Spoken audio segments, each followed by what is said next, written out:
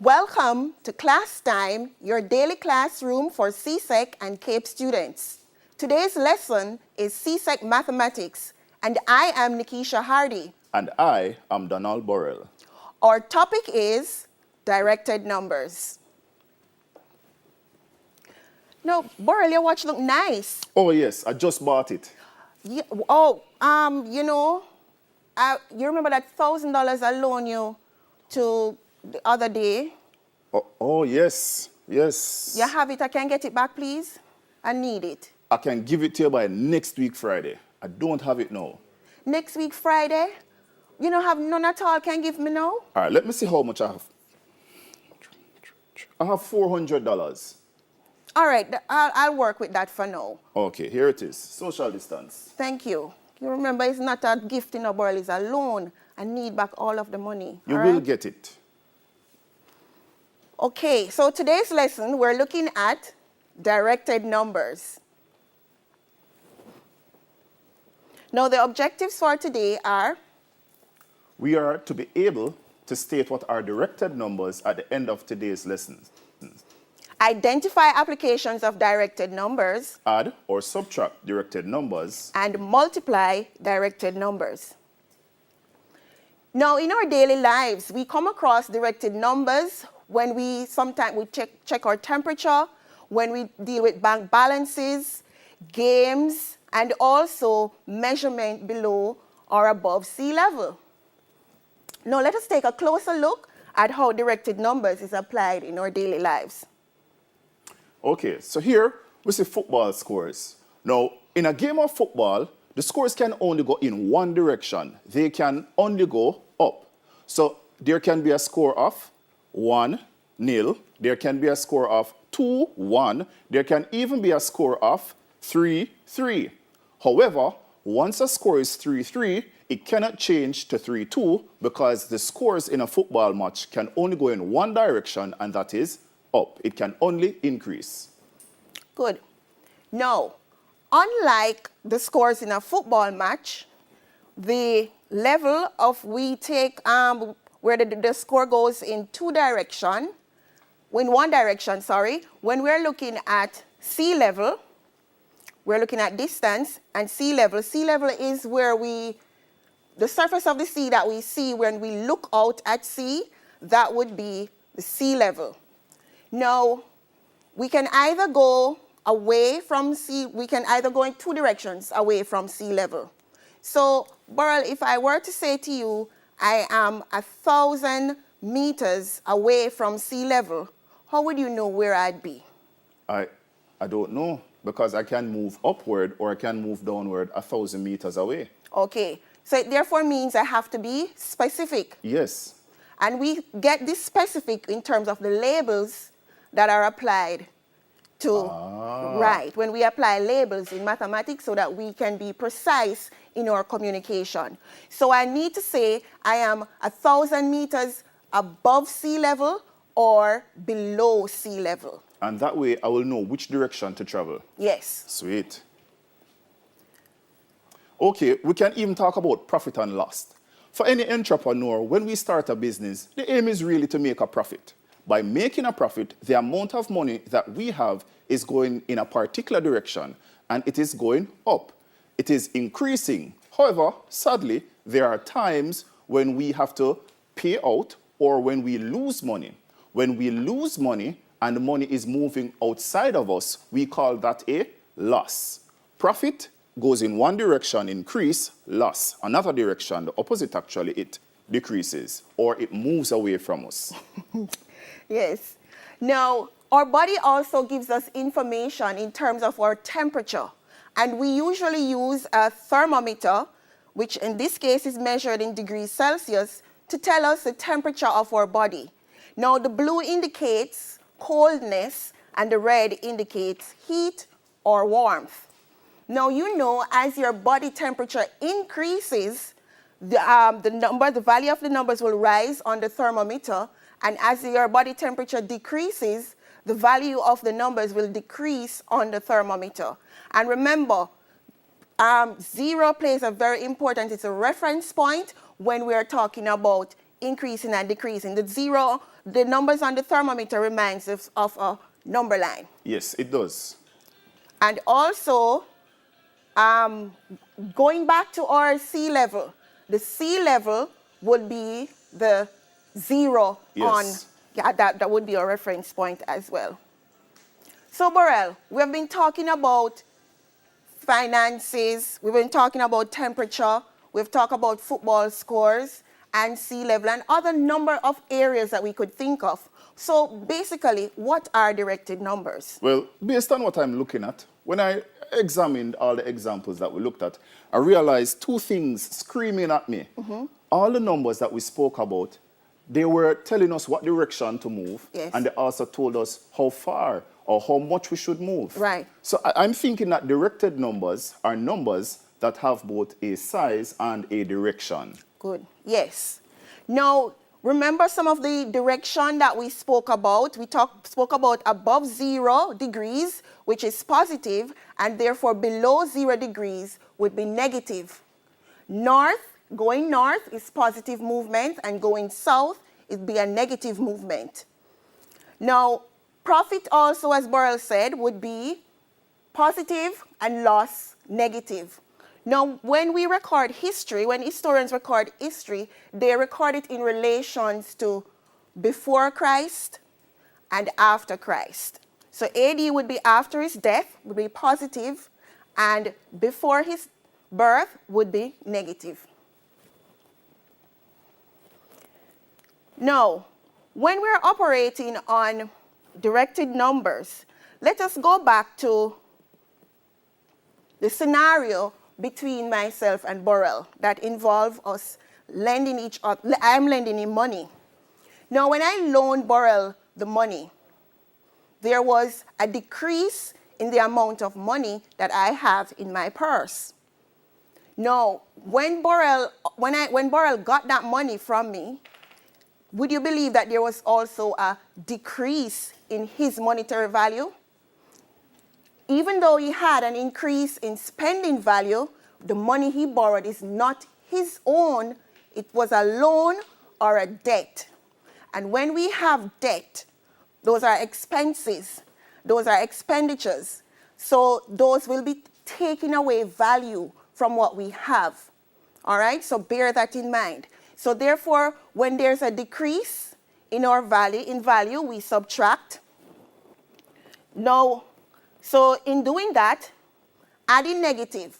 Now, when Burrell got the money, he added a debt to his income, to his finances.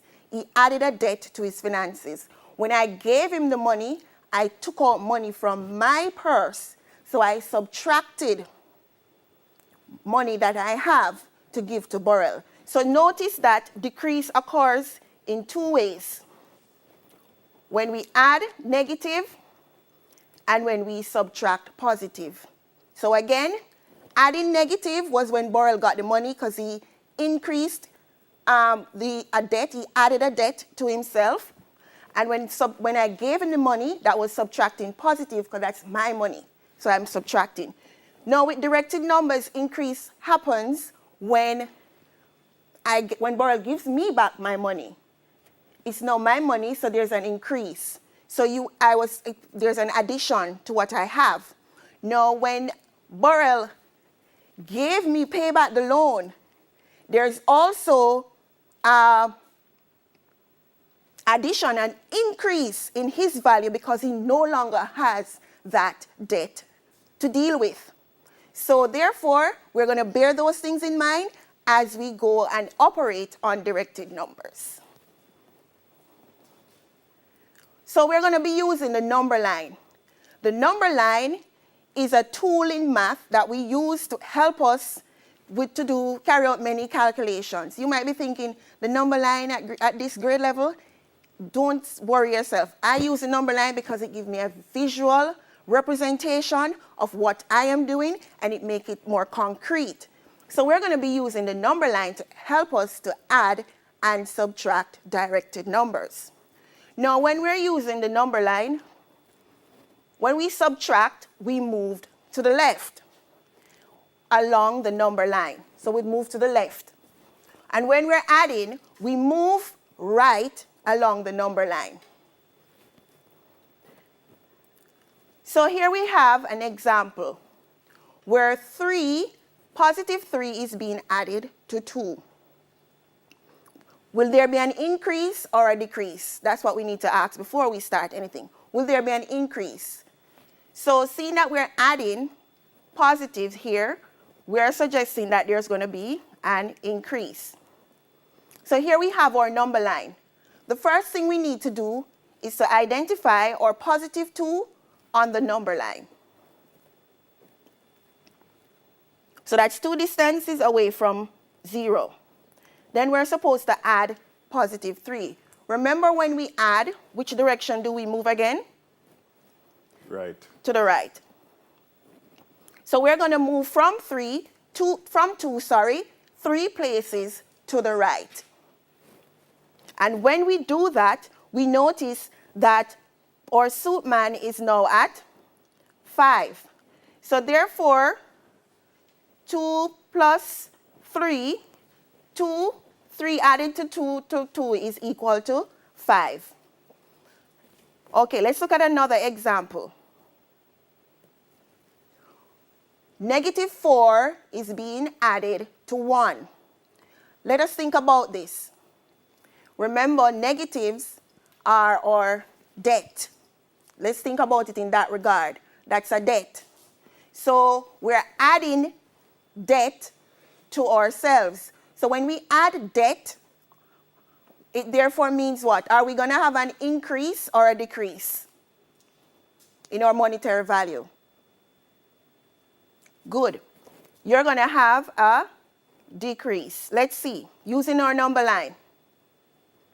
So when we have a decrease, remember what operation we use? Subtraction. So on our number line, we would first identify 1, positive 1, that is. And when we subtract, we move which direction? On the number line. All right, we'd go left. 4 places left. So starting from positive 1, 4 places to the left would take us to negative 3. I hope you are following. So therefore, negative 4 added to positive 1 is equal to negative 3. So let's recap what we just said just now. We have negative 4 to be added to 1, positive 1. So when we're adding negative, we're adding debt to ourselves. And when our value is going to be decreased, it means that we're going to subtract. So therefore, we're subtracting 4 from 1. And that on our number line shows that we would be at negative 3. Let us continue. Now on the screen we have here 3, positive 3, to be subtracted from negative 2.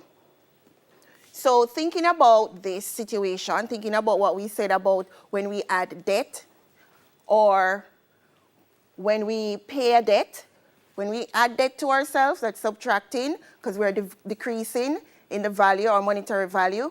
And when we pay debt, we're increasing in monetary value because we don't have that debt to pay anymore.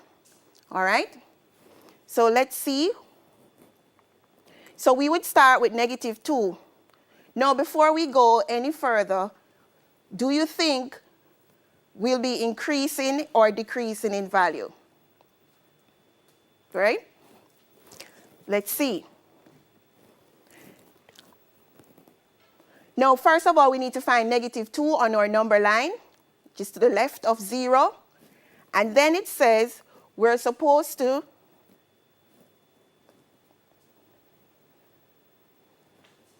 subtract positive 3. Now, remember, when I gave Burrell the money, when I gave him the money as a loan, that was taking out money from my possession. So in that case, it's a positive. It's positive. It's coming out from my possession, going to Burrell. So it means, therefore, that my monetary value would be decreasing, right? So notice negative 2, and we're subtracting positive 3. So my monetary value would be decreasing. So when we have a decrease, we do subtraction, and when we subtract, we move to the left on the number line. Now from negative 2, subtracting 3, we have negative 5. Now here's another example. So we have 3 being subtracted from 4. Positive 3 being subtracted from 4. So as remember, when you subtract a positive, you decrease, in value. So you're taking money out and putting money out, so your monetary value is decreasing. So let's see that on the number line. So we'd find 4 on our number line, positive 4 to the right of 0, and then we would go 3 places to the left as we are subtracting. And that would take us to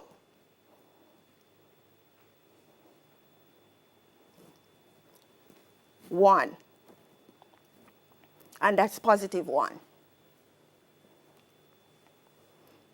So just to recap so you can get it, make sure you get it. When we're adding positive, when we're subtracting positive, there's a decrease in monetary value. All right, so that's why we have 4 here and we end up with positive 1. Moving on to another example. Here we have negative 1 being subtracted from 2. Are we going to have an increase or a decrease? Think about it. Remember, negatives are debts, all right? And if you're subtracting a debt, you're getting rid of a debt, it means your monetary value would be increasing. So there, whenever we have an increase, we do addition. So let's see. So it therefore means it end up with 2 plus 1. So we'd find 2 on our number line, positive 2, and add 1. So that would give us 3. Remember, when we subtract negatives, we're getting rid of debt. We're taking out debt. So when you take a debt from your expenses, it means that you have increased your value. So we add.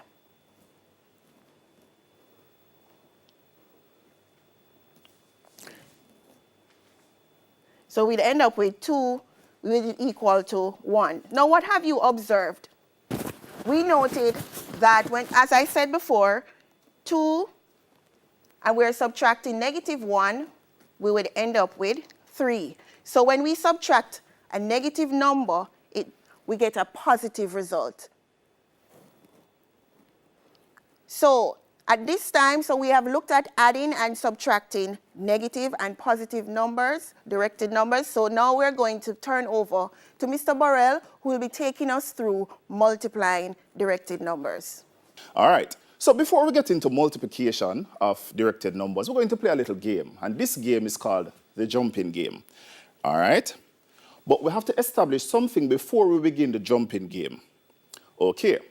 So let us say that we had this figure here that we have on screen, this expression. It is 2 plus 2 plus 2. Now, let's get out our number line. Because we now know how to add along the number line, we begin at, well, this should have been at 0. It is, we add 2, we add another 2, we add a third 2, and having add 3 groups of 2, we now realize that our final answer is going to be equal to 6. Now, it's a little bit jumbled on screen, but don't pay it much mind. So we realize that when we add 3 groups of 2, our final result is 6. Now, there's another way that we can write 3 groups of 2. And how we write it is how we've seen it on screen now. 3 multiply 2, and that would be equal to 6. So we realize that there are more than one ways of expressing the same thing. So here we're adding 3 groups of 2, and here it's saying the same thing. We're adding 3 groups of 2. We just represent it a different way. Okay. So if you notice now, each time we add 2, we're moving 2 spaces. So it's almost similar to jumping 2 spaces. So each time we're adding, we are jumping a certain amount of spaces, right? So when we added the first 2, we jumped 2 spaces. When we added the second 2, we jumped another 2 spaces. And when we add the third group of 2, we jumped another 2 spaces, for which our result is 6. Excellent. So here we see that we can just remove those signs that says we're just sliding along our number line and just have it as jumps. And who better to jump than a frog? Okay, let's go. So here's our friend again. He's Master Froggy. And Froggy, he knows how to jump, right? But there's one problem with Froggy. Froggy has been looking to the right all his life. He has never ever looked to the left. He has never looked behind him. All right? So if I tell Froggy to jump forward, Froggy would jump forward. Okay, so there is good. So if I told my Froggy to jump forward, Froggy would jump forward. And here we see Froggy knows how to jump forward. Similarly, if I asked Froggy to jump back, Froggy would jump backwards. All right, so there's a little mix-up in the slides, but let's go. But if Froggy was only facing the right, when I tell him to jump forward, he would be moving in this direction. And if I told him to jump backwards, he would only be moving in this direction to the left. So let's look at that again. If I ask him to jump forward facing right, he is going to jump to the right. If I ask him to jump backwards but facing right, he is going to jump to the left. Now, our Froggy here decided that for the first time in his life, he's going to look behind him. He's going to see what is behind him. So now Froggy is looking behind him. Now, if I tell Froggy to jump forward, which direction is Froggy going to jump? Exactly. Froggy is now going to jump to the left. But remember, if Froggy was facing right and I told him to jump, he would jump forward, he would jump to the right. So here we realize that for Froggy, we have to tell him what direction to face before he jumps, and we also have to tell Froggy what direction in which to jump. And that's very important when we're considering directed numbers, multiplying directed numbers, because remember, directed numbers give both size and direction. So both numbers that we are multiplying, they're both directed numbers, so both numbers are giving us some direction and they're giving us some size. So let's see if we can, so here would be explaining what we just explained. So here we have 2 directed numbers. Remember, each directed number is giving a size and each directed number is also giving a direction. Excellent. Good. So let's go into our first example. 3 multiply 2. Now what this is saying to us, let me just go back a bit. So here's where we need to focus on. I didn't explain this. One of our directed numbers is going to tell us what direction to face, whether left or right.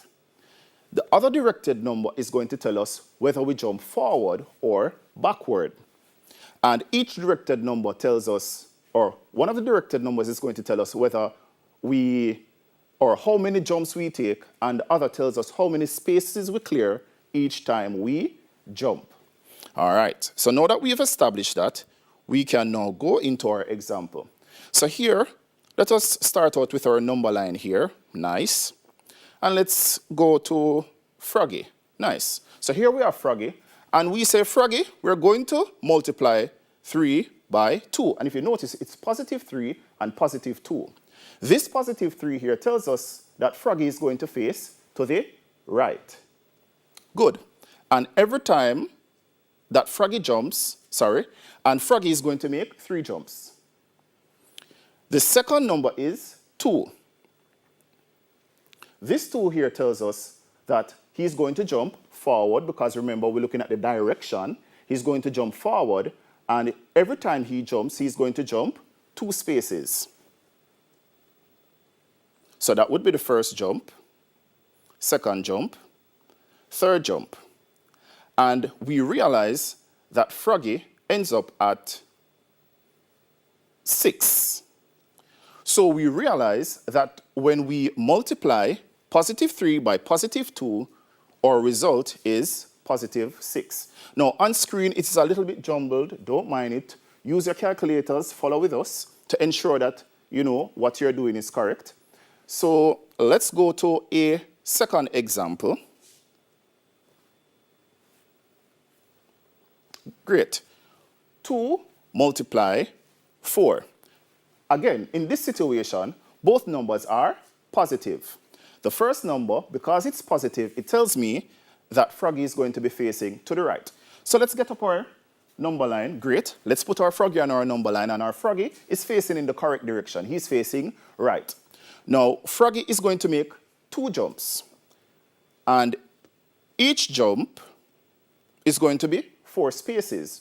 Now, given that the 4 is positive, what direction are we going to jump? Forward or backward? We're going to jump forward. And we're going to make 2 jumps forward because we have 2 groups of 4. That would take us to +8. So there's our Froggy. Our Froggy successfully landed on +8. Nice. So let's look at what we have done so far. 3 times 2, we got +6. +2 times +4, or multiply +4, we got +8. What can we conclude? Here, we can say that when we multiply 2 positive numbers, the result also will be positive. Nice. Good job, guys. When we multiply 2 positive numbers, the product is positive. Good job. All right. So let's move on to another set of examples. Here, we have +1 multiply -4. So let's get our number line up. Now, +1 tells us that Froggy is going to be facing which direction? Great. To the right. And he will make 1 jump. Now, 1 is being multiplied by -4. What direction are we going to be jumping if this 4 here, since this 4 here is negative? Are we going to be jumping forward or are we going to be jumping backward? Sweet. We definitely will be jumping backward because our directed number in this example is negative. So our Froggy is going to take 1 jump back. And remember, he jumps and clears 4 space. So he lands on -4. So we realize that our result is -4. 1 multiply -4 gives us -4. Let's check out another example.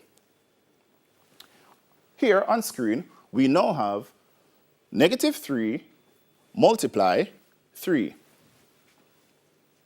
All right, as per usual, let's get up our number line and let's get our Froggy friend on the number line. So we have -3 here. What direction is Froggy going to be facing? Is it going to be to the left or is it going to be to the right? Excellent. Our Froggy should be facing left because the directed number is negative. Remember, our directed numbers gives us the direction. So we need to tell our Froggy to face left.